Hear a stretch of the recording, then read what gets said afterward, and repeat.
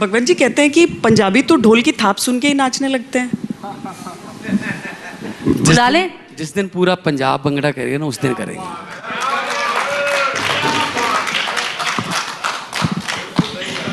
चलिए, अरविंद जी अपने बचने के लिए दूसरा रास्ता निकालते थे, भगवंत जी ने दूसरा रास्ता चुन लिया। आज यहाँ पर जो हम लोग बैठे हैं, क्या हम एक सीएम उम्मीदवार और एक सुपर सीएम उम्मीदवार के साथ बैठे हैं? सुपर सीएम, आधे स्टेट का सीएम हूँ मैं। उनके अगर वो बनते हैं पंजाब के सीएम, तो क्या सुपर सीएम अरविंद केजरीवाल होंगे? कोई सुपर सीएम नहीं है। ये क्वेश्चन मैं समझ सकता हूँ आप लोग क्यों पूछ रहे हैं। जिस तरह से कैप्टन अमरिंदर साहब दिल्ली जाते थे, 3-3 दिन तक गांधी परिवार के वेटिंग रूम में बैठे रहते थे, वो मिलते ही नहीं थे। ये तो एक तरह से पंजाब के 3 करोड़ लोगों का अपमान था। आजकल चन्नी साहब सारा दिन दिल्ली रहते हैं, सिद्धू साहब सारा दिन दिल्ली रहते हैं, पूरी कैबिनेट इनकी दिल्ली रहती है। आप मेरे को ये बताओ, पिछले 4 महीने में भगवंत मान कितनी बार दिल्ली आए? एक बार। बस एक बार। 2 बार। दूसरी बार जब आप हाँ। आपने कहा था कि 2 बार। 4 महीने में 2 बार। चन्नी साहब 1 दिन में 2 बार जाते हैं। ये एक तो हफ्ते में 4 बार आ जाते हैं। मैं 1 हफ्ते। तो उनकी पार्टी दिल्ली से चलती है। हमें पंजाब के बारे में निर्णय लेना होता है तो केजरीवाल पंजाब आ जाता है। हमारी पार्टी पंजाब से चलती है। अरविंद, मैं आपके ट्वीट्स पढ़ रही थी। चलिए, सुपर सीएम तो बाद की बात है, वो हमें 10 मार्च को पता चलेगा, पर अभी की बात करते हैं। मैं आपके ट्वीट्स पढ़ रही थी, आपने 3-4 सीटों पे बोला है कि आम आदमी पार्टी जीतेगी, वो कैंडिडेट हार रहा है, अमृतसर में ये जीवन ज्योति जीतेंगी। ओवर कॉन्फिडेंस है थोड़ा? ना, सर्वे है, जैसे आप कराते हैं हम भी कराते हैं। सर्वे पे आपको बिलीफ है? 2017 में भी सर्वे आपके कह रहे थे कि आपका तो स्वीप था, मिली 20 सीटें। मैंने कब कहा था? सर्वे आपके तो यही कह रहे थे उस नहीं, मैंने तो कहा नहीं, आप झूठ बोल रहे हो, मेरे मुंह में बातें डाल रहे हो। 2017 में हमसे कुछ गलतियां भी हुई थी, हम मानते हैं। इस बार हम थोड़ा ज़्यादा ऑर्गेनाइज्ड हैं। और 2017 में दिल्ली में 2 ही साल हुए थे, अब 7 साल हो गए। तो दिल्ली के सरकार के कामों के बारे में आम आदमी पार्टी का बहुत ज़्यादा चर्चा है पूरे देश के अंदर। सीएम का फेस न होना, क्या उस समय की एक गलती आपको लगी, जिस वजह से इस बार हम जैसे गोवा में आपने इंटरव्यू किया प्रीति के साथ ही, उस समय आप गोवा के सीएम कैंडिडेट के साथ थे, उत्तराखंड में सीएम कैंडिडेट रहा, यहाँ पर भगवंत जी का नाम आपने अनाउंस किया। हर एक चुनाव अलग होता है, हर चुनाव की स्ट्रेटजी अलग होती है, सर्कमस्टांसेस अलग होते हैं। पर पिछली बार सब आपके विरोधी यही कहते थे ना कि ये केजरीवाल दिल्ली छोड़कर बैठेगा क्या वहां पर? दिल्ली वालों को भी ये समझाया जाता था। वो तो आज श्वेता जी आज भी वो भगवंत को डिक्लेयर कर दिया। चन्नी साहब कहते हैं केजरीवाल इसको हरा के और खुद आ जाएगा। फिर आज शायद आप ही का प्रोग्राम, उसमें कह रहे थे कि राघव चड्ढा को बना देगा। फिर कह रहे थे कि केजरीवाल अपनी बीवी को बना देगा। आजकल वो बहुत ज़्यादा थोड़े। राघव चड्ढा यहीं पे बैठे हुए डेप्यूटी सीएम बनेंगे क्या? कौन? मुझे ये समझ नहीं आती श्वेता जी, प्रीति जी, कि मतलब पहले तो ये कह रहे थे सारे केजरीवाल खुद बनेगा, इसलिए डिक्लेयर नहीं करता। भगवंत मान उसके पास बैठा रहता है, वो कहता है हाँ अच्छा चेहरा ढूंढेंगे, भगवंत मान के अच्छा चेहरा नहीं है। जिस दिन डिक्लेयर कर दिया, इसको क्यों कर दिया, ये तो ये है, ये तो ये। मतलब कांग्रेस ने कैप्टन के नाम पे वोट मांगी थी। चन्नी को किसने बनाया मुख्यमंत्री? पब्लिक से पूछा था कि चन्नी को मुख्यमंत्री बनाना है? राहुल गांधी ने। राहुल गांधी ने, ठीक है ना। ये चन्नी सरकार, निकम्मी सरकार, किससे ने ना मंगी सरकार, खुद ही बन गए। अब मैं आ गया हूं, वो पहले वाले बहुत अच्छे नहीं थे, तो 4.5 साल उनमें भी तो वो मतलब टेक्निकल एजुकेशन मिनिस्टर थे। अली बाबा बदल दिया, 40 तो वही हैं।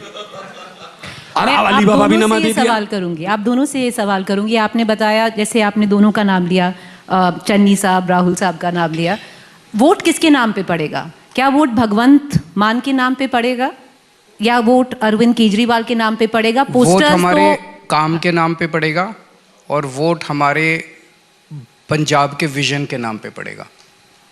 नहीं, चूंकि चन्नी साहब का जिक्र आपने ले ही आया है यहाँ पर, तो वो जो आरोप उन्होंने लगाए थे मैं चाहूंगी कि उसके जवाब आप लोग दें। आप चन्नी साहब को इतना सीरियसली क्यों नहीं, लेते हैं? इसलिए जनता ही नहीं लेती चन्नी साहब को पब्लिक के इतना। सवाल पूछ सकते हैं कोई, क्योंकि और जब पब्लिक तक ये कहती है वो सीएम है, सामने चैलेंजर वही खड़े हैं इस समय आपके। पर जनता ही उनको सीरियस नहीं ले। जनता के सवाल पूछो ना। आज पंजाब की जनता बहुत दुखी है। हम पंजाब की आप जनता हमसे पर भी पूछो आएंगे, अरविंद जी। कि नशा कैसे दूर करोगे, हम बताएंगे। इनके पास हमें पूरा ये प्लान जरूर है। समझना है कि भगवंत मान का क्या है रोड मैप पंजाब के लिए, लेकिन पहले 3 आरोपों के उनके जवाब आप दे दीजिए। पहला आरोप उसमें से ये है, उनसे जब ये पूछा गया कि आप तो अमीर हैं, खुद को गरीब कैसे कहते हैं, उन्होंने कहा कि अरविंद केजरीवाल मुझे अपनी 1/4 संपत्ति दे दे और उसके बदले में मेरी पूरी संपत्ति ले ले।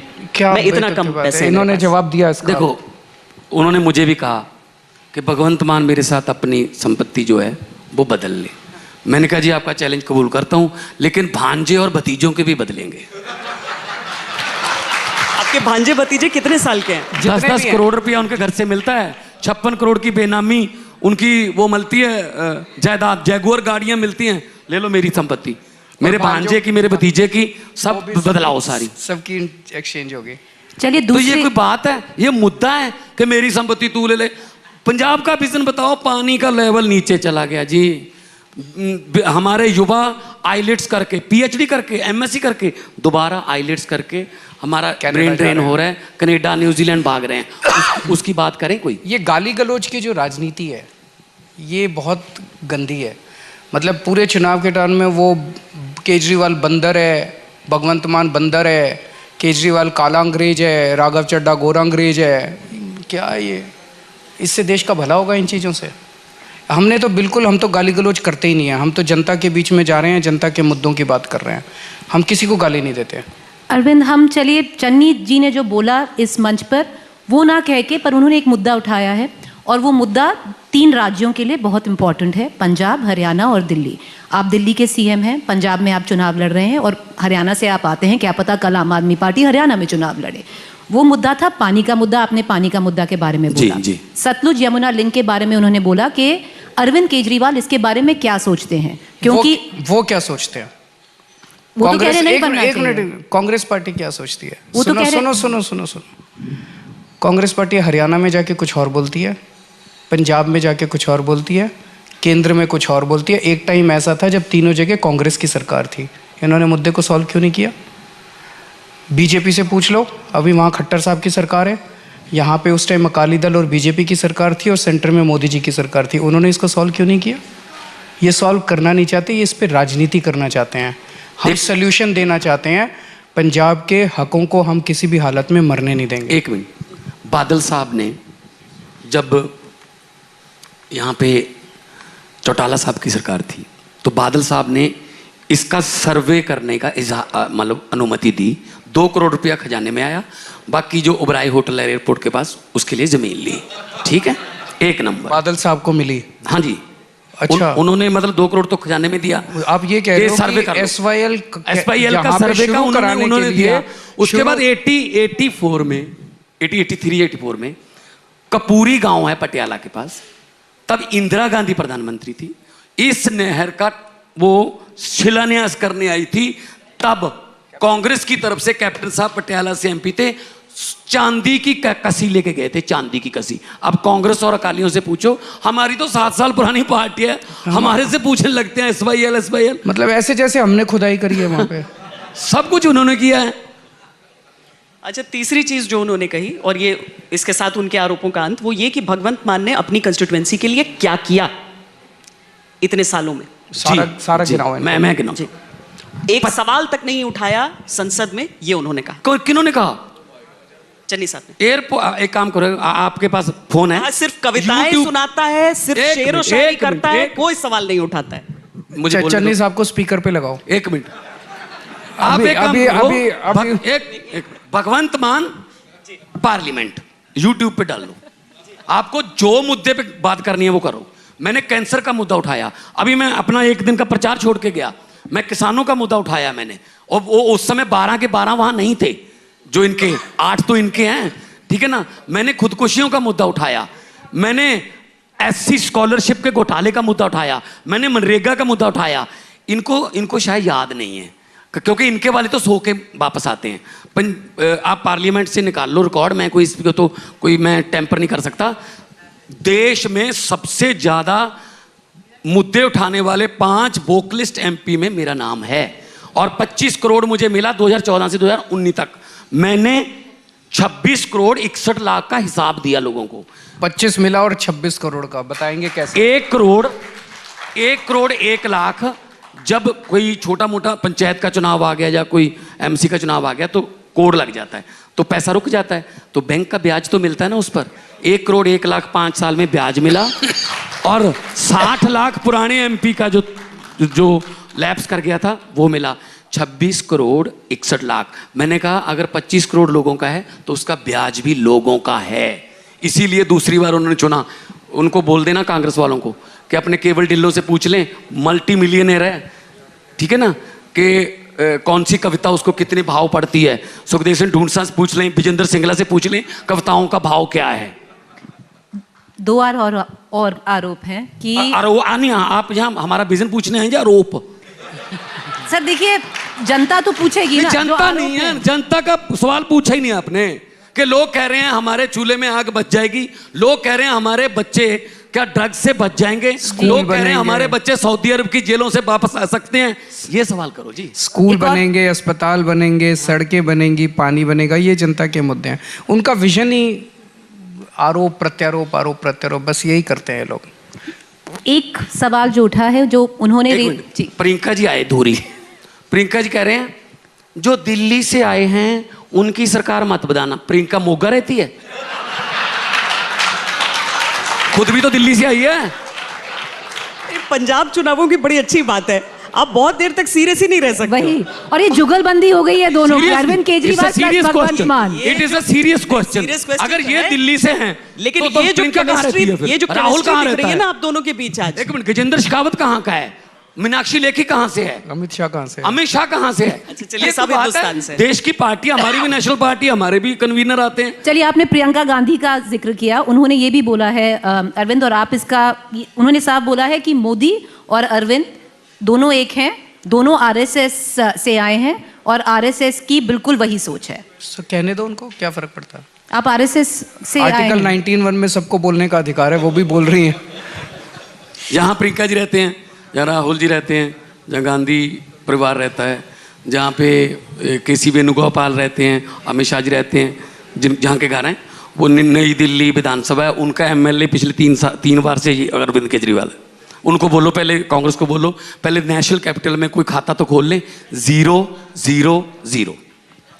अच्छा, रोड मैप पर आते हैं पंजाब की। एक चीज़ जो हमेशा लोग जिसका जवाब जानना चाहते हैं और आपसे मैं समझना चाहूँगी, लोग कहते हैं कि आम आदमी पार्टी जो है क्या एक बॉर्डर स्टेट को, इतने संवेदनशील राज्य को संभाल पाएगी? उत्तराखंड को लेकर भी ये सवाल उठे, पंजाब को लेकर भी।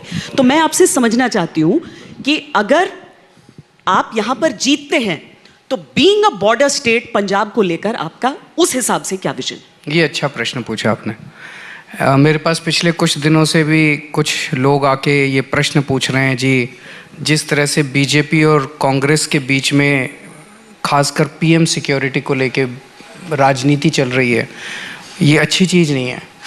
पिछले कुछ महीनों के अंदर लुधियाना में बॉम्ब ब्लास्ट हुआ, बेअदबी की कुछ घटनाएं कोशिश की गई, टिफ़िन बॉम्ब मिल रहे हैं, ड्रोन्स रोज आ रहे हैं, और प्रधानमंत्री की सिक्योरिटी ब्रीच एक सीरियस इशू है जिसके ऊपर सीरियस बातचीत की बजाय तू मैं हो रही है। तो जनता थोड़ी सी इनसिक्योर फील कर रही है। आम आदमी पार्टी की दिल्ली सरकार के हमारे केंद्र सरकार से 100 मतभेद हो सकते हैं, लेकिन जब बात पब्लिक इंटरेस्ट की आई और देश की आई, हमने केंद्र सरकार के साथ दिल्ली में मिलके काम किया। कोरोना का ही ले लीजिए, कोरोना के टाइम में कई ऐसे मौके आए जब केंद्र सरकार ने भी हमें प्रोवोक करने की कोशिश की, लेकिन हम थोड़ा झुक गए, हमने कोई वो नहीं किया। केंद्र सरकार के साथ मिलके, इनफैक्ट हर प्रेस कॉन्फ्रेंस में मैंने केंद्र सरकार का शुक्रिया अदा किया, उन्होंने हमें मदद की। पंजाब के अंदर भी 3 करोड़ पंजाबियों की सुरक्षा हमारे लिए अहम है। इसमें हम किसी किस्म की राजनीति नहीं होने देंगे। केंद्र सरकार के साथ मिलके पंजाब के अंदर पंजाबियों की, बॉर्डर स्टेट की, बॉर्डर की और देश की सुरक्षा के लिए जो भी करना पड़ेगा, हमें झुकने में हमारा कोई अहंकार नहीं है, हमें झुकने में कोई वो नहीं है। केंद्र सरकार के साथ मिलके काम करेंगे, नंबर 1। नंबर 2, बॉर्डर से जब नशा आता है इधर, बॉर्डर से जब टिफ़िन बॉम्ब आते हैं इधर, बॉर्डर से जब क्रॉस होता है, कहीं ना कहीं उसमें भ्रष्टाचार होता है। बॉम्बे ब्लास्ट में ये पाया गया कि आरडीएक्स बॉम्बे कैसे पहुंचा, तो पता चला कि कुछ कस्टम के ऑफिसर्स थे जो बिक गए थे। यहाँ भी ज़रूर कुछ ना कुछ कहीं ना कहीं भ्रष्टाचार होता है, किसी ना किसी लेवल के ऊपर कोई ना कोई कॉम्प्रोमाइज़ होता है जिसकी वजह से ये सब होता है। मैं समझता हूँ कि इसीलिए बहुत ज़रूरी है कि पंजाब में एक निहायत कट्टर ईमानदार सरकार होनी चाहिए। ईमानदार सरकार होगी तो इस किस्म की घटनाएं नहीं घटेंगी। उसके ऊपर अब मैं आपको एक एग्जांपल देता हूँ। एक बेईमान मुख्यमंत्री है, वो पुलिस ऑफिसर्स की मीटिंग बुलाता है, उनको क्या कहेगा? हाँ भाई, तू कितना लेके आया, तेरे इलाके में कितना इकट्ठा हुआ, यही पूछेगा उनसे। एसपी की पोस्ट के इतने लाख रुपए, थानेदार की पोस्ट के इतने लाख रुपए। अब वो थानेदार एसपी जब इतना पैसे दे के पोस्टिंग कराएंगे और हर महीने देने पड़ेंगे, तो वो तो फिर टिफ़िन बॉम्ब भी मंगवाएंगे, वो तो नशा ही बेचेंगे, वो तो फिर कॉम्प्रोमाइज़ करेंगे नेशनल सिक्योरिटी को और लॉ एंड ऑर्डर को। और जब एक ईमानदार मुख्यमंत्री होगा, वो अपने पुलिस ऑफिसर्स की मीटिंग बुलाएगा, वो क्या कहेगा? खबरदार, अगर किसी ने नशा तुम्हारे इलाके में बिका तो खाल खींच लूँगा तुम्हारी, नशा अपने आप बंद हो जाएगा। बीएसएफ के 50 किलोमीटर रूल को लेके आप लोगों का कोई विचार है? होना चाहिए, नहीं होना चाहिए अधिकार क्षेत्र उनका अधिक? हमें लगता, देखो, ऑल पार्टी मीटिंग भी हुई थी पंजाब में, उसमें मैं गया था। देखिए, बीएसएफ जो है वो बॉर्डर सिक्योरिटी फोर्स के 4-5 किलोमीटर तो पहले ही था, ठीक है ना। अब क्या है कि जैसे अभी पुलिस है, अभी पैरामिलिट्री फोर्सेस आई हैं पंजाब में, बहुत जगह जगह पे सीसीटीवी लगे हुए हैं, और लेकिन वो असिस्ट करते हैं।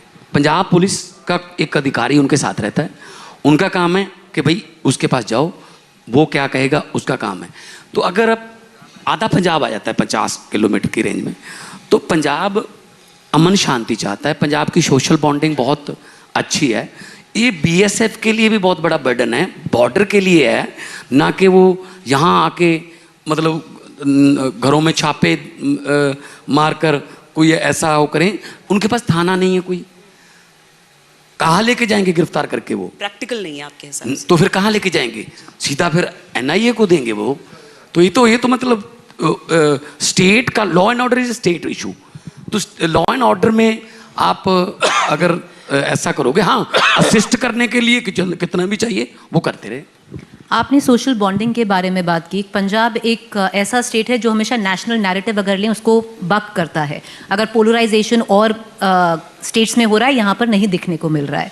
एक मुद्दा उठा है, राघव चड्ढा जी ने भी उसका जिक्र किया था अभी, जो जाखड़ साहब हैं कांग्रेस को लेकर। राघव चड्ढा जी ने बोला था कि ये अच्छा नहीं हुआ उनके साथ क्योंकि वो हिंदू समुदाय से आते हैं। तो एक क्वेश्चन आता है, मैं दोनों से पूछूंगी, क्या आम आदमी पार्टी सिख और हिंदुओं में दरार पैदा करने चाह रही है कि बोलने के लिए कि वो हिंदू समाज से आता है, इसीलिए जाखड़ जी को इंपॉर्टेंस नहीं दी गई कांग्रेस ने? देखो, ये थोड़ी कह रहे हैं, वो तो जाखड़ जी, जाखड़ साहब ने कहा है ये, इन्होंने भी बोला है। इन्होंने तो कहा है कि जाखड़ साहब ने ये कहा है, रिपीट किया है जैसे आप लोग करते हो। तो देखो, पंजाब में कभी ऐसा जात पात का कोई ऐसा मुद्दा नहीं है। ये कांग्रेस जो है वो कर रही है, एससी समाज से हमने ये। मैं आपको एग्जांपल देता हूँ, श्री अनंतपुर साहब, वो हमारा तख्त है, तख्त श्री केसगढ़ साहब, उसके नाम पे वो सीट है एमपी की। वहाँ से जीता कौन है? मनीष तिवारी। और फरीदकोट एक पंथक सीट मानी जाती है, वहाँ से कौन एमपी है? मोहम्मद सदीक। हमारे यहाँ ऐसा नहीं चलता। हमारी सोशल बॉन्डिंग बहुत, पंजाब की धरती बहुत फर्टाइल है, जो भी बीज बो दोगे वो फसल उग जाएगी, लेकिन नफरत के बीज बोगे पंजाब की धरती उनको उगने नहीं देती। बिल्कुल। आपका सबसे बड़ा चैलेंजर कौन है पंजाब में? ये सारा जो सिस्टम है ना, बीजेपी, कांग्रेस, अकाली दल, ये पूरा एक सिस्टम है। कोई एक पार्टी नहीं है करप्शन, चैलेंजर। करप्ट सिस्टम है ये। तो जैसे दिल्ली के लोगों ने इस पूरे सिस्टम को उखाड़ फेंका, आज वहाँ पे कोई पार्टी का अस्तित्व ही नहीं बचा है। ऐसे ही पंजाब में भी इस पूरे सिस्टम को उखाड़ के फेंकना है। इनमें से कोई आ जाए, अब ये सारे हमारे खिलाफ इकट्ठे हो गए हैं। पिछले कुछ दिनों से आप देखो, बड़ी जुगलबंदी चल रही है इनके बीच में।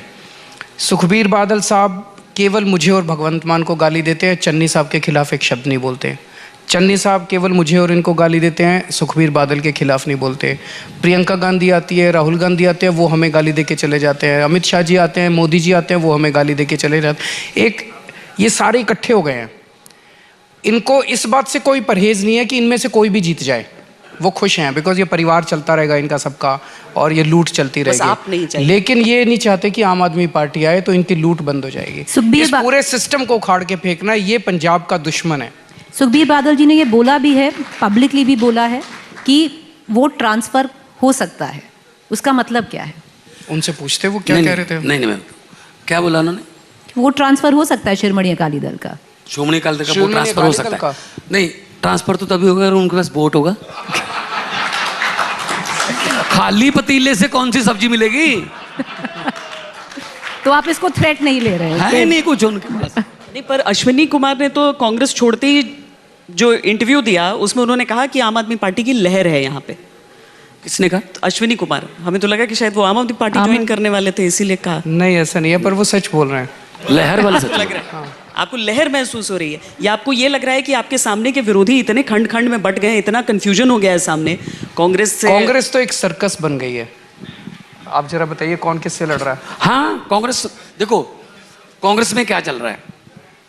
चन्नी की जाखड़ से नहीं बनती, जाखड़ की बाजवा से नहीं बनती, बाजवा की रंधावा से नहीं बनती, रंधावा की बिट्टू से नहीं बनती, बिट्टू की सिद्धू से नहीं बनती, सिद्धू की किसी से भी नहीं बनती। ये चक्कर है।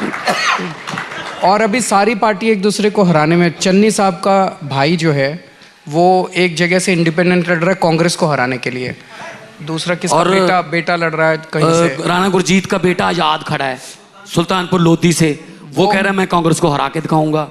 ठीक है, राजा वड़िंग कह रहे हैं कि मनप्रीत बादल मेरे को हरा रहा है, और कांग्रेस के पता नहीं कितने कैंडिडेट्स खड़े हुए हैं जो कांग्रेस को हराने के लिए। आपके तो कितने छोड़कर चले गए और आप में भी तो बाहर से कितने आ गए, वो सब हमने तो एक कंफ्यूजन तो हर एक जगह है। छांट छांट के लिया है, ठोक बजा बजा के लिया है। पर सुनने में ये भी आ रहा है कि जो आपने पब्लिकली हमारे ही मंच पे डिक्लेयर किया था कि चन्नी साहब दोनों सीट हार रहे हैं, पर सुनने में ये भी आ रहा है कि आम आदमी पार्टी चमकौर साहब में जो बीएसपी का कैंडिडेट है उसको सपोर्ट कर रही है, बदौर में जो उनकी सीट है शिरोमणि अकाली दल को सपोर्ट कर रही है कि वो चन्नी साहब को हरा दें। जी, सुनने में ये भी आ रहा है। किसने बोला आपको? आप जैसे आपको एक मिनट, मैं आपके मंच पे बोलता हूँ, जिस पंजाबी के अंदर लाइट मत्थे लग दी है।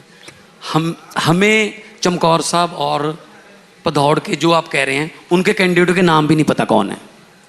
हम कैसे सपोर्ट करेंगे? हम अपने लड़के को जिताएंगे। आज भदौड़ जाके आया हूँ मैं, और वो चमकौर जाके आया, चमकौर साहब जाके आए आज, इतना बड़ा रोड शो करके आया वहाँ पे, और लिख के दे दिया ना। अब तो मैंने लिख के भी लिख के दे दिया। क्या लिख के दिया है आपने? चन्नी साहब दोनों सीटों से हार रहे हैं। तो चलिए हमें भी लिख के दे दीजिए। नहीं, एक बार लिख दिया, चलो और कोई बात लहर अगर आ रही है तो नहीं। लो लिखाओ, लो कागज दीजिए, कोई है कागज वहां पर? कागज दे दो। और अगर लहर आ रही है तो ये भी लिख के दे दीजिए कितनी सीटें आ रही हैं। नहीं नहीं, सीटें कितनी की नहीं, मैं बात ये करो, एक और लिख के दूंगा मैं। चलो जरूर। नहीं, वो भी मैं लिख के दे रहा हूँ। Super CM. नहीं नहीं, लिख के दे दूंगा। क्या लिखा है सर? साथ में बोलते जाओ। चन्नी साहब दोनों सीटें हार रहे हैं। और आम आदमी पार्टी कितनी सीटें जीत रही है?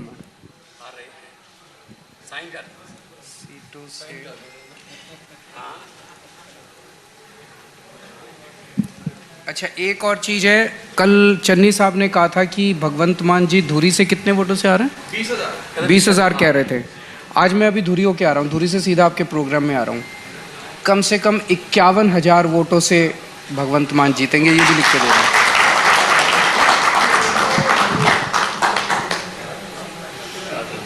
अच्छा, तो ये तीन चीजें आप लिख कर जा रहे हैं इस समय? नहीं, और नहीं, 117 में से कितनी सीटें आ रही हैं? एक मिनट।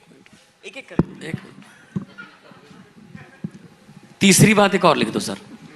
बादल परिवार 5 सीटों से लड़ रहा है। 94 साल के बादल साहब, उनका बेटा जलालाबाद से, उनके बेटे का साला अमृतसर ईस्ट से, उनकी सालेहार जन के साले की वाइफ मजीठा से, और पट्टी से उनका दामाद। ये 5 हार रहे हैं सर, लिख दो। ये मैं रखूंगी। हाँ, रखो रखो। पेपर कम पड़ रहा हो तो हम और जाके बोल रहे हैं पब्लिक से। पेपर कम पड़ रहा हो तो और मंगा ले। नहीं, हम इसी स्टूडियो में नहीं करते ये। उधर इन्होंने लिख के दिया था 2015 में दीपक चौरसिया को, हाँ। कि गाड़ी में बैठ के इंटरव्यू चल रहा था कि कांग्रेस आम की आदमी 0 पार्टी सीट आ की रही है। सीटें नहीं लिखी आपने टोटल? नहीं, वो तो पब्लिक पर है। वो इनका इनकम हमें पता है। अगर ये हारते हैं तो हमारी जाएंगी, देखो अगर इतने बड़े दिग्गज जो अपने आप को कहला रहे हैं। चलिए ठीक है। चलिए ठीक है, तो ये लिख के दे दिया, ये हम रख लेंगे। पर अरविंद जी आपने, चलिए वो तो लिख के नहीं दिया आप कितनी सीटें जीत रहे हैं, पर सीटें जनता देगी। चलिए सीटें जनता देगी। आपका सर्वे कह रहा है कि 60 से 65 सीट आ रही है। मैं आपका या दूसरे चैनल नहीं नहीं, वालों का हमारा नहीं। सर्वे अच्छा, बाकी के सारे चैनलों का। तो इसका मतलब सरकार तो बन रही है। आज मैं आपके चैनल के ज़रिए पंजाब के लोगों से अपील करना चाहूँगा कि सरकार तो बन रही है, लेकिन हमें मजबूत सरकार चाहिए। भगवंत मान के हाथ मजबूत करने हैं। 80 से कम सीटें नहीं देनी। तो 3-4 दिन रह गए, सब लोग मेहनत करो, सब लोग घर घर जाओ, फ़ोन उठा लो सारे जने, जितने दोस्त यार रिश्तेदार हैं पंजाब में सबको फ़ोन करो, अपने अपने पिंड में घर घर जाके, अपने अपने मोहल्ले में, गली गली में सबके घर जाके बोलो कि झाड़ू पे वोट डालनी है। और चुनाव वाले दिन एक एक आदमी वोट डालने जाना। सबने वोट डाल दी तो 80 सीट आ जाएगी। पर ये जो मल्टी कॉर्नर्ड कॉन्टेस्ट हो गया है, इतनी सारी पार्टियां हैं, किसानों की अपनी पार्टी है, आपको नहीं लगता वोट बटेंगे काफी? बहुत ज़्यादा इम्पैक्ट नहीं है, बहुत थोड़ा थोड़ा इम्पैक्ट है सबका, कईयों का इनमें से। देखिए कोशिशें बहुत दिखी आप लोगों की। एक क्षेत्र में आप लोगों का ज़्यादा प्रभाव रहा करता था, माझा दुआब, ये एक समस्या वाली एरियाज होती थी, लेकिन वहाँ तक आप लोगों ने बहुत ज़मीन पर लगकर कोशिशें की हैं। वहाँ तक कम से कम झाड़ू को लोग जान रहे हैं। अब वोटिंग के बाद ही पता चलेगा कि सीटें कितनी आएंगी, सीटें मिलेंगी कि नहीं, लेकिन लोग पहचान रहे हैं, जान रहे हैं। तो पिछले 5 सालों में जो आपने कहा कि पिछले 5 साल पहले कुछ गलतियां भी थी, उसमें यह भी शामिल था कि संगठन को काफी मजबूत किया है। इन भगवंत जी ने बहुत मेहनत की है। पंजाब में मजबूत हुई है, पूरी टीम ने अब बहुत पूरा पंजाब है। अब कोई माझा मालवा या दुआबा नहीं, एक एक बूथ पे अब टीम है। झाड़ू पूरा पंजाब उठा रखा है।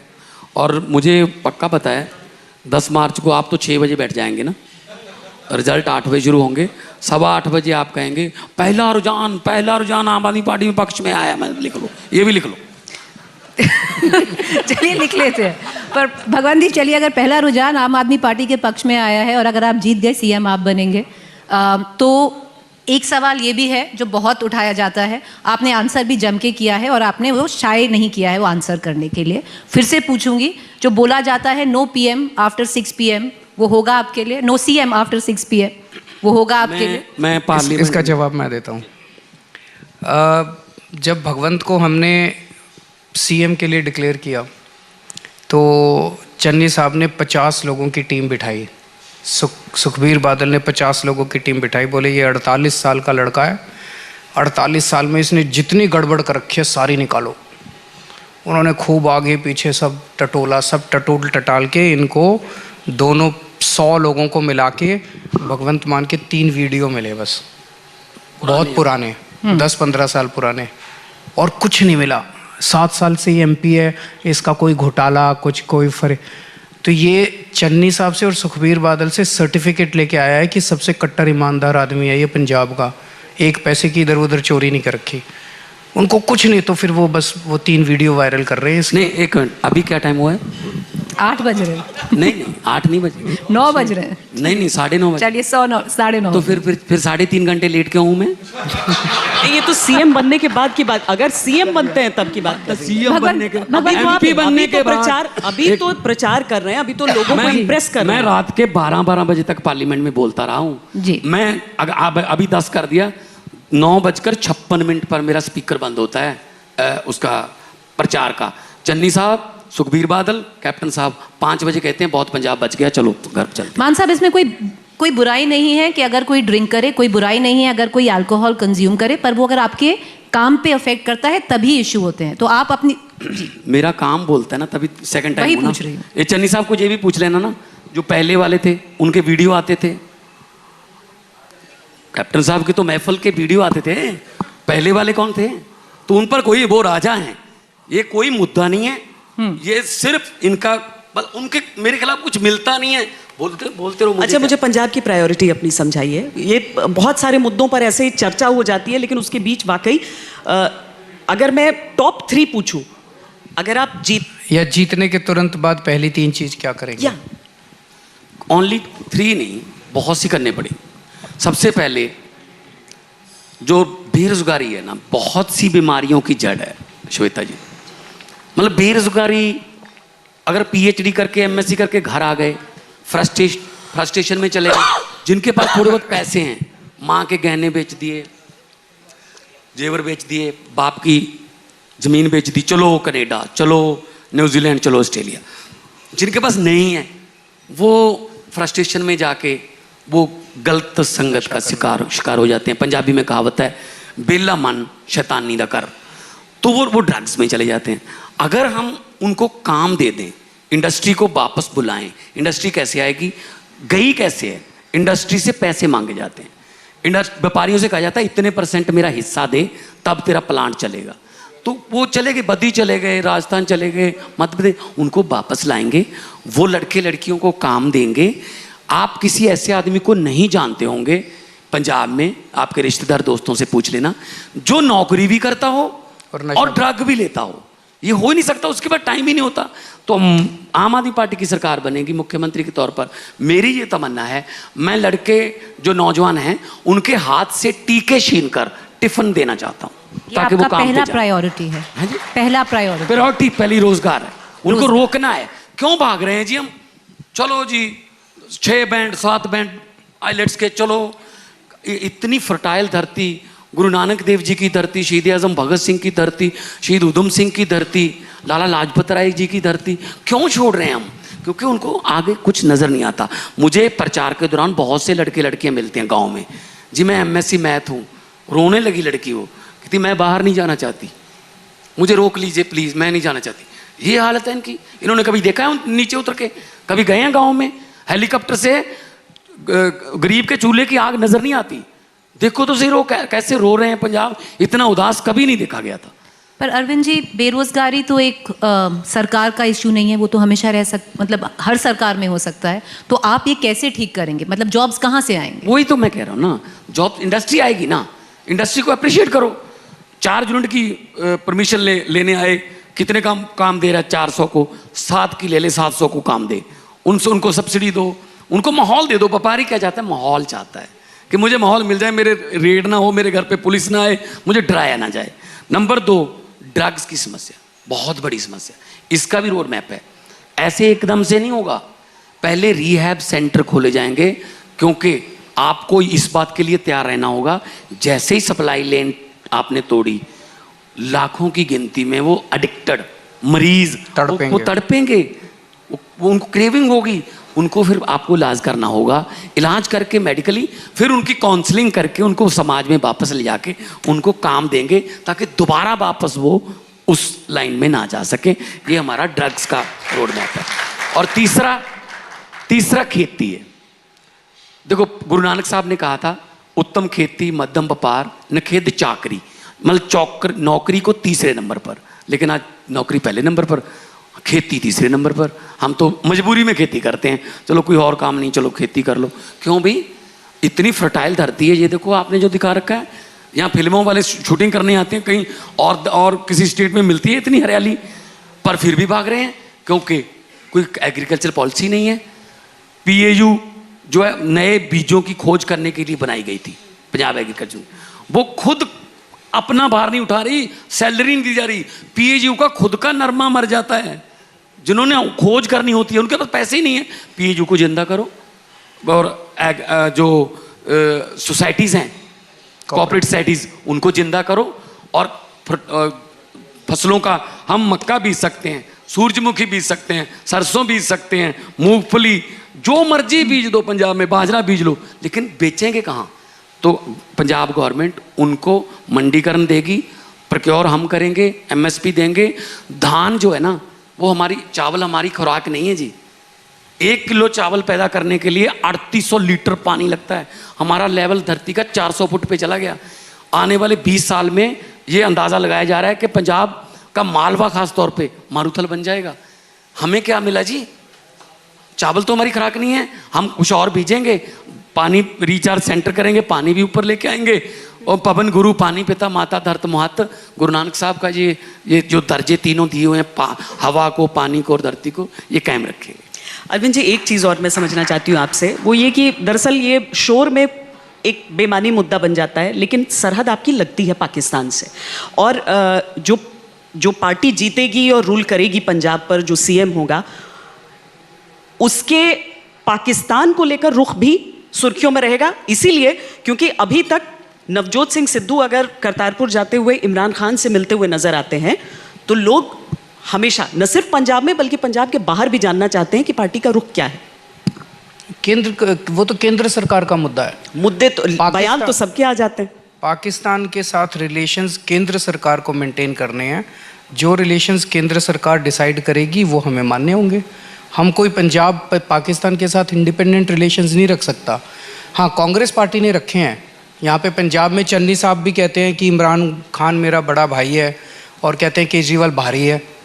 केजरीवाल बाहर का नज़र आता है और इमरान खान घर का नज़र आता है। उनको मेरे को तो कई साल पाकिस्तान सीएम के घर पे भी रहा है, कैप्टन अमरिंदर के घर पे बदलियां भी की है उन्होंने, डीजीपी भी बदलाए हैं, सीएस भी लगाए हैं। मतलब आपकी नीति वो होगी जो देश की नीति जो रहेगी। देश की नीति है वो कॉन्स्टिट्यूशनली भी वही है। स्टेट कोई अलग नीति किसी देश के लिए नहीं रख सकता। अरविंद, आपने बहुत बार बोला है कि हमें फुल स्टेट अगर मिले तो हम करके दिखाएंगे। अगर आप पंजाब जीतते हैं आपको फुल स्टेट मिलेगा, आपकी टाइमलाइंस क्या होंगी? क्योंकि आपने बहुत सारे प्रोमिसेस किए हैं। 5 साल में सारे प्रोमिसेस पूरे करेंगे। पहले साल में क्या होगा? नहीं, ऐसे मत करो, मतलब थोड़ा सा फ्रीडम दे दो। आपने उनसे कभी पूछा है कि 100 दिन में काला धन आना था, आ गया? सर जरूर पूछूंगी, इंटरव्यू दिला दीजिए। इंटरव्यू दिलवा दीजिए, पूछ लूंगी। नहीं, हम ऐसा कुछ टाइम बॉन्ड नहीं कर रहे। पर इन्होंने बताया कि शुरुआत करते ही रोजगार पे काम शुरू करेंगे। आपको 3 महीने में रंगला पंजाब की एक तस्वीर आपको सामने, मतलब ऐसे लगेगा कि जैसे अभी हवा ना सारी उल्टी डायरेक्शन में बह रही है। अगर पहले कुछ महीनों में ये हवा रुक जाए और धीरे धीरे दूसरी दिशा में, ये भी बहुत बड़ी अचीवमेंट है। बहुत बुरा हाल है इस टाइम पंजाब का। देखिए ना, ये सुपर सीएम वाली बात क्यों उठती है अरविंद जी? वो इसलिए क्योंकि आपने खुद भी कहा मैं तो एक पूरा स्टेट भी नहीं चला रहा हूँ। फिर लगता है कि जिसके नाम पे पार्टी बनी, जो पार्टी का चेहरा है, जो हर जगह का इकलौता स्टार प्रचारक है, वो एक हाफ स्टेट का सीएम रहेगा और उसकी पार्टी दूसरे बड़े स्टेट को जीती हुई रहेगी। तो मतलब क्या आपको क्या लग रहा है? नहीं, वही तो सबके मन में ये शंका है। क्या शंका है? कि क्या जो सबसे बड़ा चेहरा है वो ज्यादा बड़े राज्य का सीएम नहीं होगा? मतलब इनको हटा के कल मैं सीएम पूछ रही हूँ। पहले सवाल पे फिर वापस आ ये ना गया। आज ही हमारी लड़ाई करा के नहीं, मतलब श्वेता जी, इतने टाइम में आपने आपके सवाल खत्म हो चुके हैं, आप पहले सवाल पे फिर आ गई। नहीं, तो इसीलिए आई हो ना क्योंकि उन्होंने मतलब ऐसा कैसे हो सकता है कि मैं भगवंत को हटा दूंगा और मेरे कहने से हट भी जाएगा ये? और फिर मैं चला जाऊंगा। अब तो चन्नी साहब जैसी बातें करने लगी। तो आप दिल्ली में रहेंगे? मैं दिल्ली में रहूंगा। मैं दिल्ली का बेटा हूँ, ये पंजाब का बेटा है।